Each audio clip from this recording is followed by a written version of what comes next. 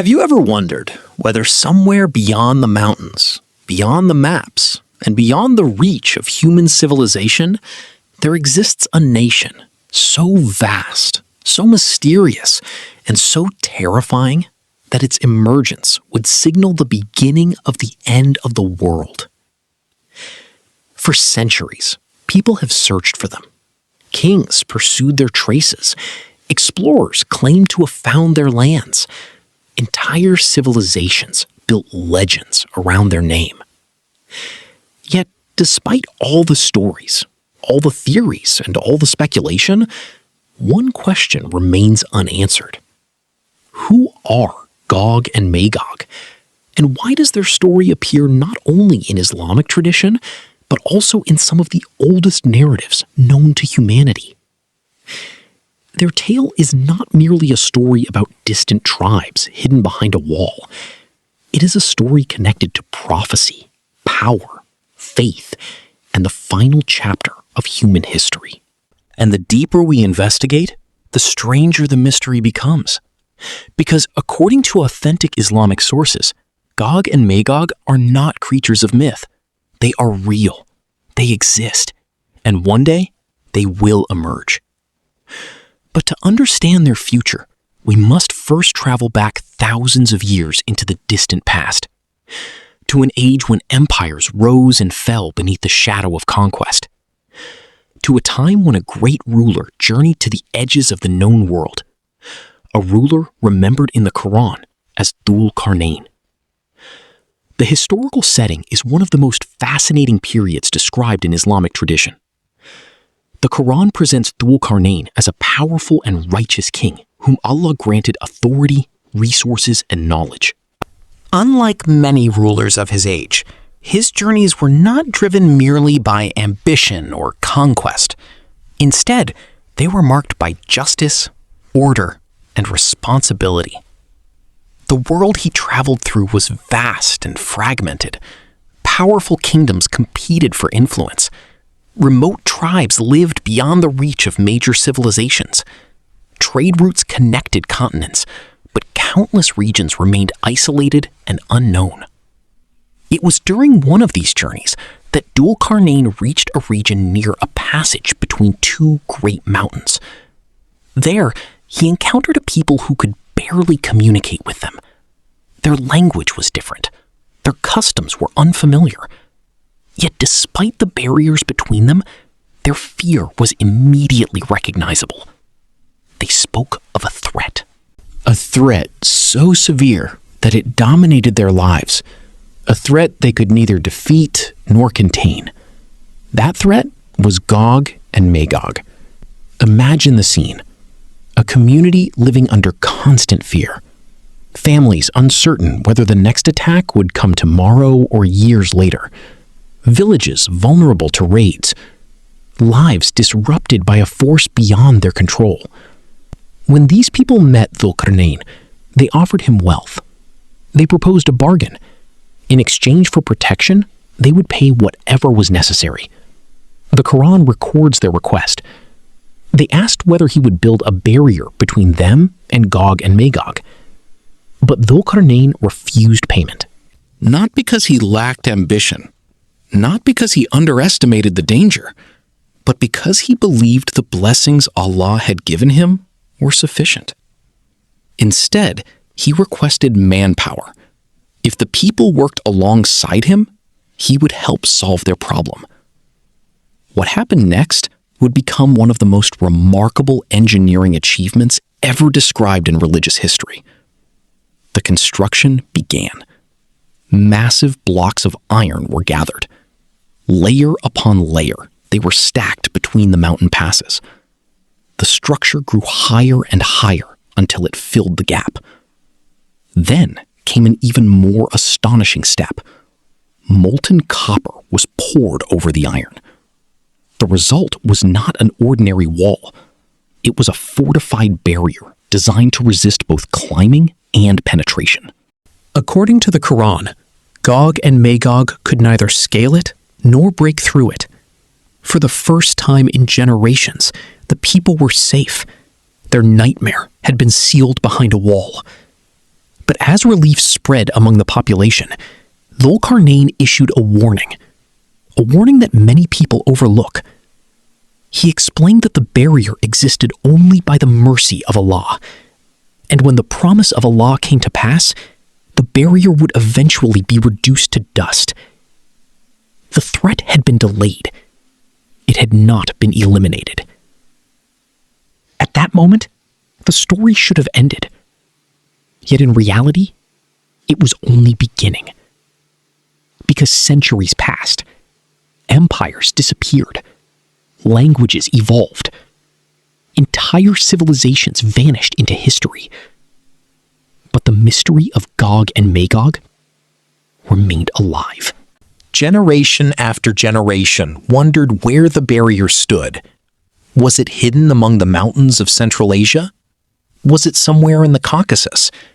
Could it be a location long forgotten by history? Muslim scholars throughout the centuries approached these questions with caution. Many emphasized an important principle. The Qur'an and authentic prophetic traditions confirm the existence of Gog and Magog and the barrier built by Dhul-Qarnayn. However, the precise geographical location remains uncertain. Numerous theories emerged. Some linked the story to ancient defensive walls discovered across Eurasia. Others associated it with regions near the Caspian Sea. Still others proposed entirely different locations. Yet none of these theories can be established with certainty. And this uncertainty itself is significant. Because the central message of the story was never intended to be a geographical puzzle. The true significance lies elsewhere. It lies in what Gog and Magog represent, and in what their eventual emergence means for humanity. The Prophet Muhammad, peace and blessings be upon him, provided crucial insight into this mystery. Authentic narrations describe Gog and Magog as descendants of Adam. They are human beings, not monsters, not supernatural creatures, not mythological beasts. Human beings. Yet their numbers are described as extraordinarily vast. So vast, in fact, that their emergence will overwhelm the world. One day, according to authentic Islamic teachings, the barrier will begin to weaken. Every day, Gog and Magog attempt to dig through it. Every day, their efforts fail. And every day, they return. The narration describes a recurring cycle, a relentless determination, an unending effort to escape. Until eventually, by the decree of Allah, the appointed time arrives. And when it does, history enters its final chapter. But what happens next is even more astonishing. According to authentic Islamic eschatology, the release of Gog and Magog occurs after the return of Jesus, peace be upon him. At that point, many of the major signs of the last day will already have unfolded. Humanity will believe that the greatest trials have passed, yet another challenge will emerge, one unlike anything before it. The Quran describes Gog and Magog spreading from every elevation. The image is striking. Massive numbers moving across the earth, an unstoppable human flood. The scale is almost impossible to comprehend. Civilizations collapse before them. Resources disappear. Fear spreads across the globe.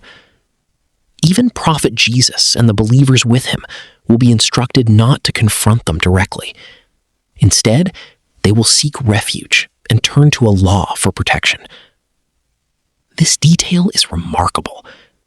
Throughout history, powerful armies have defeated mighty enemies. Empires have risen against invaders. Nations have defended themselves against overwhelming odds. Yet Gog and Magog represent a challenge beyond ordinary human capability. The solution does not come through military power. It comes through divine intervention. And then comes one of the most dramatic moments in Islamic eschatology. After the believers pray for relief, Allah sends a punishment against Gog and Magog. Not through armies, not through weapons, not through human resistance.